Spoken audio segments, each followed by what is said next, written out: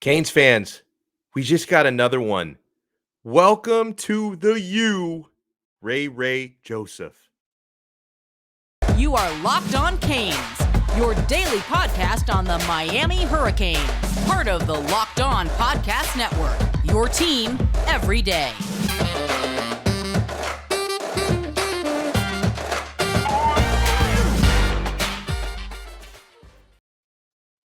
I am Alex Donno, your host. I'm a University of Miami alumnus, longtime South Florida sports radio vet, including pregame and postgame for Miami Hurricanes football. And thank you so much for making Locked On Canes your first listen today. We are available free wherever you get your podcasts and available free on YouTube. The momentum, guys, is real. Didn't we talk about this Sunday after the Jaden Rashada commitment dropped, that it was going to become a snowball that turns very quickly into an avalanche? And we saw the first bit of that picking up steam, picking up momentum on Tuesday night around 6 p.m. as predicted here, not only by me, but by a lot of others. I wish, like, somebody on Twitter tried to give me credit for predicting Ray Joseph to Miami. I wish I alone could take credit for that, but the signs were definitely there in recent days that Ray was going to commit to the U. But that momentum is starting. We've got big days coming up. We'll talk a little bit more about July 1st, which is going to be a handful of big-time announcements from guys that Miami is chasing in that class of 2023. But, man, we are balling. We are crystal balling right now in recruiting. So, yeah, last night, in case you missed it, I don't know where you've been, Nathaniel Ray Joseph, 4-star, class of 2023, wide receiver out of Miami Edison Senior High. So you know who coaches him at Edison? Uncle Luke, who I know he's Uncle Luke is, I like him personally. I know he's like one of the most polarizing figures among Canes fans, but listen, you got to at least give Uncle Luke some credit for coaching up Ray, and you would think he must have put in a good word in Ray's ear for Miami. So, yeah, let's learn more about Ray Joseph. Ray, some of the most entertaining film, by the way, that you can find for any player in the class of 2023, regardless of position. We talk sometimes about rabbit holes, right? You know, we all went down the Jaden Rashada rabbit hole where you just watch YouTube video after video. You just let them ride, right? Where the next one starts and the one after that starts. If you do the same thing with Ray Joseph, I promise you, you're going to be entertained. Not only is Ray quick, he's an excellent route runner. That's one of his big time strengths. Really good hands. But I think the thing that stands out most about Ray Joseph when you watch his footage and his highlight reel, what really pops is this guy is nearly impossible to tackle. Like, it's unbelievable. He's got, a low center of gravity at 5'8", slot receiver. But he bounces off tacklers like a pinball, and his acceleration is unbelievable. He's able to lower his body. His balance is fantastic. Just when you think you have Ray Joseph wrapped up, nah, he's bouncing through those tackles and he's taking it to the house. I think there's definitely, for those who are old enough to remember, about 15 years ago watching the Canes, I think there's definitely a comparison to be made between Ray Joseph and former Hurricanes wide receiver Roscoe Parrish. The attributes, the body types, all that stuff. And yeah, to kind of even put him more into a comparison with Roscoe Parrish, Ray is also an excellent kick and punt returner. He's got a really good catch radius despite his size or lack thereof. And something else about Ray that I think is going to be important is he's one of these playmaker types where he doesn't just impact your offense by catching passes.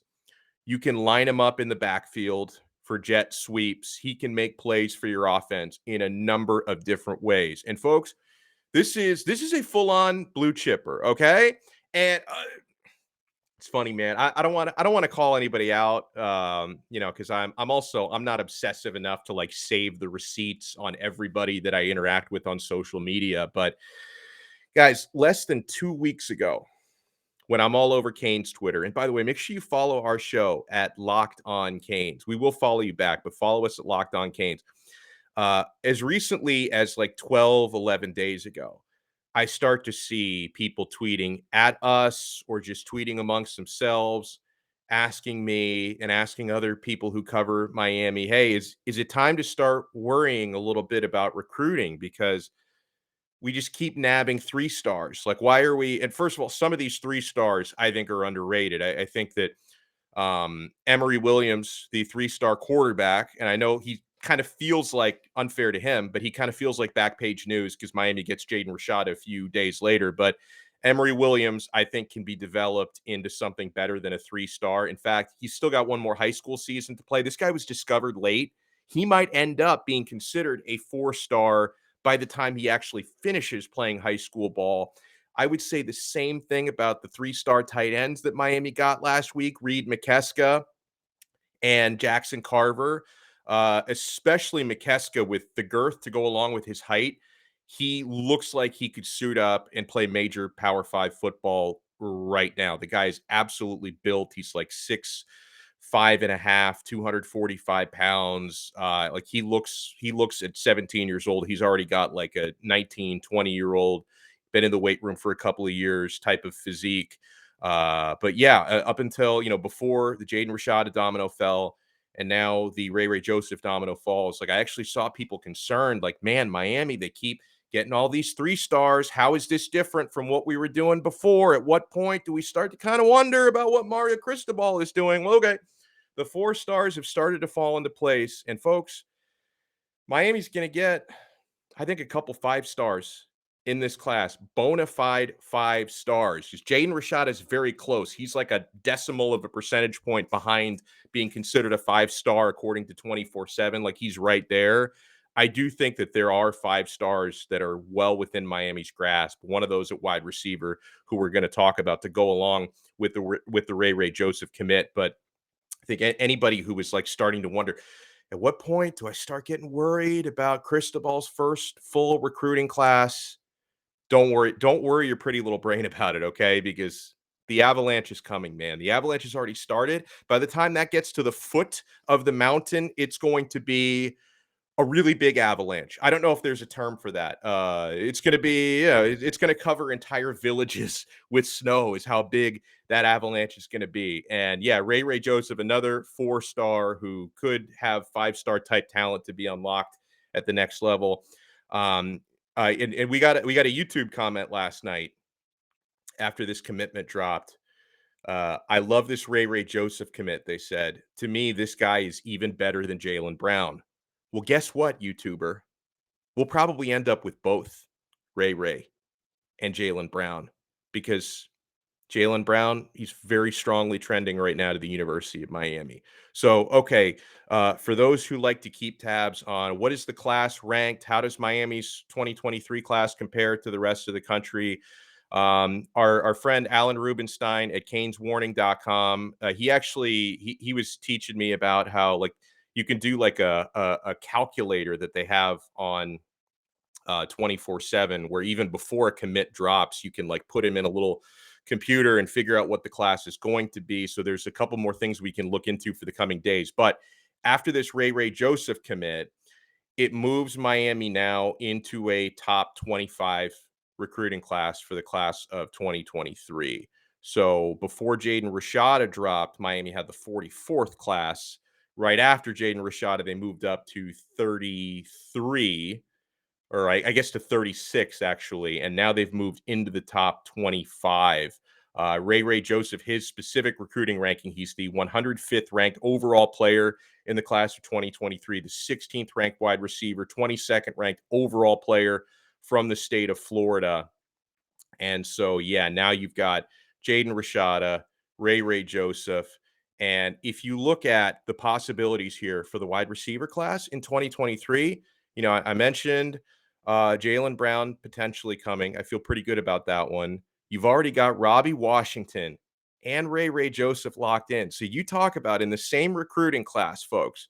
Let's just hope that these guys all commit and they stick with it, because they don't sign their national letters of intent until December or even February if they want to wait that long. But if you consider Robbie Washington, Ray Joseph, probably Jalen Brown, and then the tight ends, you've already got Reed McKeska, Jackson Carver, and more than likely Riley Williams is going to be added into that mix. Miami's crushing it. When it comes to pass catchers, Miami is absolutely crushing it. Quarterbacks, they're crushing it. Pass catchers, they're crushing it. I think we're going to end up seeing some very good offensive linemen. One of the 5 stars Miami lands could very well be at the O-line position. You're going to see some very good offensive linemen coming in. Um, they're crushing it in running back recruiting. They're going to they got a great running back room. I think they're going to be crushing it in running back recruiting. Defensive secondary, you might end up having a 5-star corner committing in the coming weeks. So we'll get into some more recruiting notes on the other side, but we also, folks, we have to get into the new ACC schedule format. I like it, and I also don't like it. And I will explain what I mean after I tell you about Rock Auto. Now, Rock Auto, I love everything about them. With the ever-increasing numbers of makes and models, it's now really impossible for your local chain auto parts store to stock all the parts you need. So why would you endure often pointless or seemingly intimidating questioning like, hey, is your Odyssey an LX or an EX? I don't know. And then you wait while the person behind the counter orders the parts on their computer, choosing the only brand that their warehouse happens to carry. Well, you have computers with access to rockauto.com at home or even in your pocket because the smartphone version of the site works great as well. So save time and money when using Rock Auto. Why would you choose to spend 30%, 50%, or even 100% more for the exact same parts from a chain store or a car dealership instead of using Rock Auto? For example, if you need a fuel pump for that Honda Odyssey, you're going to pay, folks, $353 at a chain store compared to only $216 for the same part at rockauto.com. Why would you not save that money, guys? I mean, it is a rough economy right now. Rock Auto is doing you a solid. They have everything you could need: brake parts, tail lamps, motor oil, even new carpet. Go explore their easy-to-use website today to find the solution to your auto parts needs. Go to rockauto.com right now. See all the parts available for your car or truck. Right? Locked On Canes in their How Did You Hear About Us box so they know that we sent you. Amazing selection, reliably low prices, all the parts your car will ever need. rockauto.com. Thank you so much for making Locked On Canes your first listen every day. Yeah, we're available free wherever you get your podcasts. So a couple of other important recruiting notes. Okay, I talked about possibilities of 5 stars. One of those 5 stars that we're going to be looking at in the coming weeks, I don't believe he has an announcement date set. You guys in the comments, correct me if I'm wrong about that, but I haven't seen an announcement date set for this player. But it's looking like 5-star Cormani McClain, top cornerback in the entire class. Okay. One of the best players in the class, period. Best at his position. He visited Miami Legends Camp weekend. It could come down between Alabama and Miami for Cormani McClain, from what I understand. That Bama or Miami could end up being his final 2. Okay. Obviously, that's very good company to be in. And I hope he comes to the U. Now, remember, Friday is a really important day. We will have 2 more episodes, the rest of the week. So we're not signing off for the week or anything, but so we'll talk about this again, I'm sure, tomorrow and Friday. But Friday's going to be a big day. At least 3 of Miami's top targets for the class of 2023 will be announcing their verbal commitments on Friday. That's July 1st. Defensive end Jaxon Howard is announcing Friday. We definitely have a shot. I was told that it may be 50-50 for Jaxon Howard to Miami. I think LSU is probably the other team to watch there.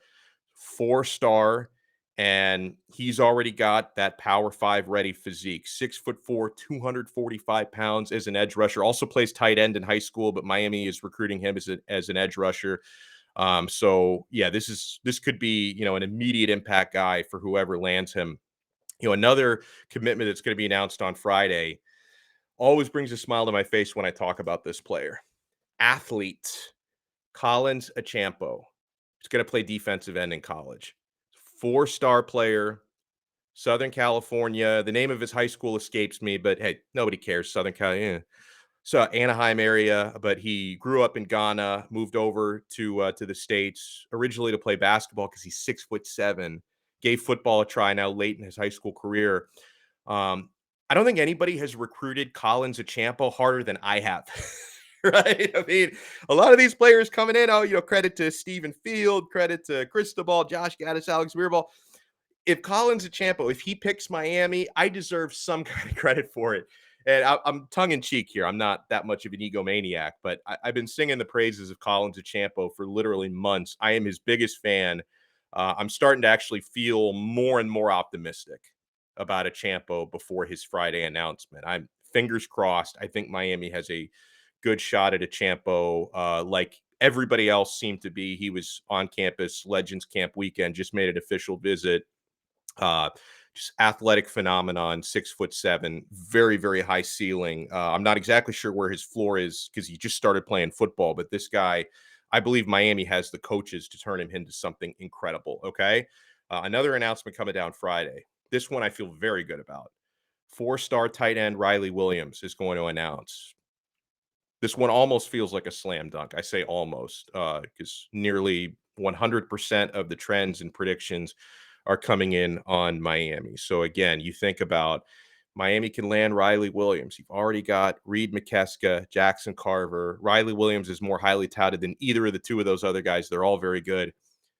Tight end you. Tight end you. If you get Riley Williams as well, Stephen Field deserves a trophy of some kind, okay? So this is something everybody's been talking about this since last night. The ACC they're officially going to do away with divisions. No more Coastal, no more Atlantic. So I want Miami to win the Coastal before they bin the Coastal. And we have won the Coastal before, one time outright, another time a share of the Coastal. But yeah, let's get the Coastal because this is going to happen in 2023. 2023, they're going to do away with divisions. So we have one more year in the ACC Coastal before they throw that format away. So let's win the Coastal in the final year. So before we get into, because there's a lot of layers to this, right? Because you're going to have 3 permanent opponents. And then the schedule is going to work out in a way where every ACC team will play every other conference team at their home field at least once every 4 years. So there is going to be some rotation. There's just no longer defined divisions, but you're going to have every team visit your home field at least once every 4 years. There are long-term opponents for every team. Every ACC team was given 3 permanent opponents. You'll play this team every year, home 1 year, away the next year, and so on. Very interesting who they chose for Miami. I'm not going to like complain about this so much because at the end of the day, you're all in the same conference. Just win all your games. Who cares who you play? Now, yeah, Florida State is a permanent opponent, of course. That was a no-brainer, right? Florida State and Miami have been playing each other for many, many, many decades every single year. You're obviously not going to put the kibosh on that in-state rivalry. So that was a no-brainer. But beyond Florida State, when they started talking about doing this realignment and 3 permanent opponents deal, I had always thought Virginia Tech, I thought was another no-brainer because, those 2 teams used to battle it out in the Big East before they started battling out in the ACC, and they've been in the same division of the ACC, for the past almost 20 years, 18 years since they got in the conference. So I thought Virginia Tech and Miami would be a no-brainer. That's not the way that they did it. Florida State, Boston College, and Louisville are going to be Miami's 3 permanent opponents. Now, there's also history with Boston College, of course, going back to the Big East days. And you definitely, decades ago, you had some Big East battles between Miami and BC, but they've been in opposite sides of the ACC. I don't really consider that. I mean, I don't know. It depends on who you talk to. Some people would consider Boston College a rival. I'm a little bit iffy on that, but let me know in the comments if you feel like that's a good one. I mean, one thing, I'm being a little bit greedy here, but I don't like the idea of having to travel that far every 2 years because that's going to Boston is a much bigger road trip than going to Georgia or the Carolinas. So it's kind of a pain in the butt. You're going to rack up more of those frequent flyer miles. But my theory is, the TV networks, ESPN is the ACC's partner. They're probably doing somersaults that Miami gets Boston College every year because they're going to play the crap out of that Hail Flutie highlight every year when Miami and Boston College play. Back in 1984, you had the greatest Hail Mary in college football history, Doug Flutie, and I have to live through that painful highlight time and time again. So, yeah, you got Boston College as a yearly schedule. Louisville, yes, Okay, geographically not that far. I had actually hoped Florida State, obviously. I had hoped the other two would be Virginia Tech, because I do feel like that's a legit rivalry. And then I wanted the third one to actually be Georgia Tech. And I think it was our guy Terrence, one of our viewers, was the one who sold me on this idea. Forgive me if it was somebody else and I'm quoting the wrong regular, but the cool thing about playing Georgia Tech every year is every 2 years you get to go into Atlanta and recruit, because that's, alongside South Florida, Texas, Southern California, like Atlanta is one of the richest recruiting grounds in the country, certainly better than Boston. Like you're going to find a lot more blue chippers in Atlanta, Georgia than Boston, Massachusetts. So I'm a little bit disappointed. But at the end of the day, guys, you get Florida State every year. You're in the same conference as 13 other teams. Just take care of business. Win your games, win conference championships if you can, hopefully, compete for national titles. As long as Florida State's on the schedule every single year, I'm not going to complain too much about the other stuff. You know who has a really tough draw for the yearly opponents? Florida State. Obviously, they play Miami every year, and I think Miami's building a monster down in Coral Gables. They also have to play Clemson every year. Florida State's three permanents are Clemson, Miami, and Syracuse. So we'll see if Syracuse can ever get back to being really good consistently. But having to play Clemson and Miami every year, that's not going to be fun for Florida State. So that was an interesting draw for them. And overall, because I see a lot of people debating this, I like doing away with divisions. Just let the best two teams play each other in the championship game.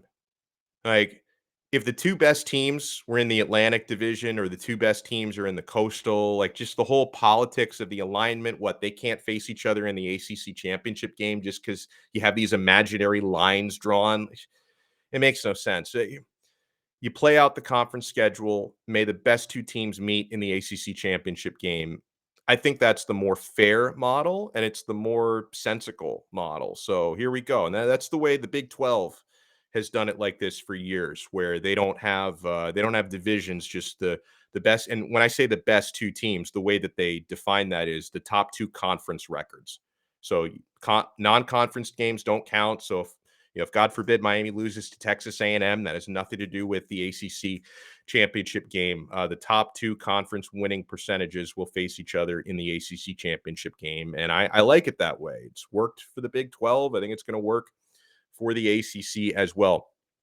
Want to answer some Twitter questions when we come back, including you guys' thoughts on this schedule and the controversy that comes with it. Some thoughts on Ray Joseph as well, who, let me reiterate, huge get from Miami. And also, I don't think I mentioned this at the top. For those who maybe didn't follow his recruitment that closely, Ray Joseph was a Clemson commit who decommitted from Clemson within the last couple of weeks. It looked like it was coming down between Louisville and Miami. And yeah, he ends up a Hurricane, and it feels very, very good. Keep it locked here to Locked On Canes. Guys, I want to remind you, betonline.net is your number one source for all your betting needs and sports info. Find all the latest sports developments, league reviews, and news, including this year's NHL playoffs and Major League Baseball. BetOnline is your continued source for all your sporting wagering information, including live betting, esports, and scores. And betonline.net remains the best spot for all your sports scores, podcasts, and news this season. BetOnline.net is the fastest and easiest way to check on all your favorite sports and events, including MMA, boxing, and golf. So head to the website today or use your mobile device to learn more about the trends in action. BetOnline, where the game starts. Thank you so much for making Locked On Canes your first listen today. We're available free wherever you get your podcasts and available free on YouTube. Got a tweet from our pal YO Canes who says, first on Ray Joseph. Ray Joseph, a massive get, explosive slot wide receiver who can take it to the house at any moment.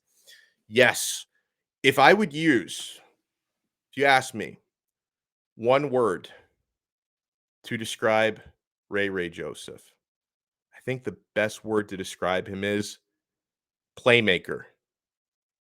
This guy is a touchdown threat every time he touches the football, whether it be on an offensive snap or a special teams play or return.